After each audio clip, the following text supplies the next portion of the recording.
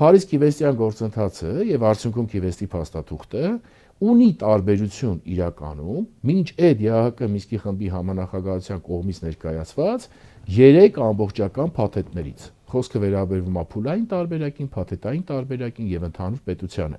որը ի դեպ հիմա նույնպես հրապարակվել է, բայց ընդհանրապես դրա կարիքը չկար, որովհետեւ դա հանրայնացվել է շատ ավելի առաջ եւ դա փակ փաստաթուղթ չէր, բաց փաստաթուղթ էր։ Հիմա ինչի ամտե իրաց փաթեթի մեջ, էս էլ հարցի մյուս կողմն է։ Հիմա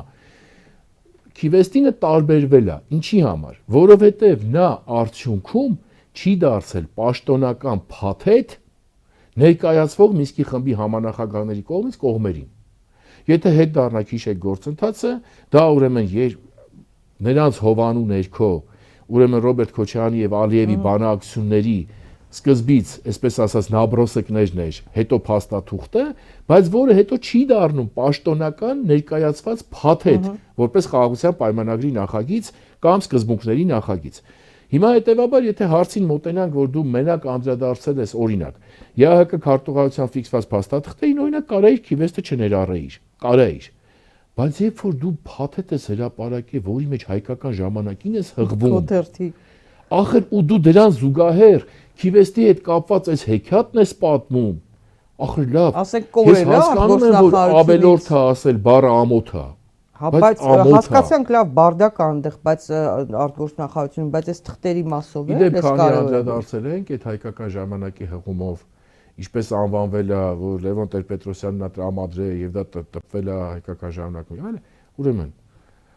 ԵԱՀԿ նման փաստաթուղթ չկա։ Դա մասնավոր առաջարկ է, որը եղել է ամենայն հավանականությամբ Ադրբեջան, չէ, իր այդ հայկական ժամանակին։ Ամենայն հավանականությամբ ուրեմն առաջարկը եղել է Ադրբեջանի եւ Թուրքիայի կողմից, որը հետո չի արժանացել անգամ հետագա քննարկումների, այլ հենց բնում խեղդվել է մերժումով։ Հիմա սա ինչ որ տեղից sense մի հատ էլի իր վրայից հանելով Լևոն Տեր-Պետրոսյանը տրամադրել այն ժամանակ, մենք տպել ենք հայկական ժամանակում եւ այլ, հա։ Մենք բարձրագույն այս հարցեր տալիս։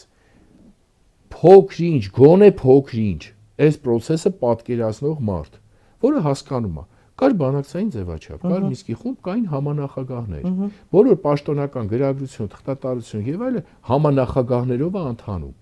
Մի հատ էլ թող բացեն տեսնեն այդ հրապարակած փաստաթղթի տակ, ովքեր են նշված որպես ստորագրող։ Թուրքիա նշված դրա տակ, Եվրամիության ներկայացուցիչը նշված դրա տակ, ինչ ԵԱՀԿ-ի պաշտոնական փաստաթուղթ, ախր լավ ծիծաղելի է էլի։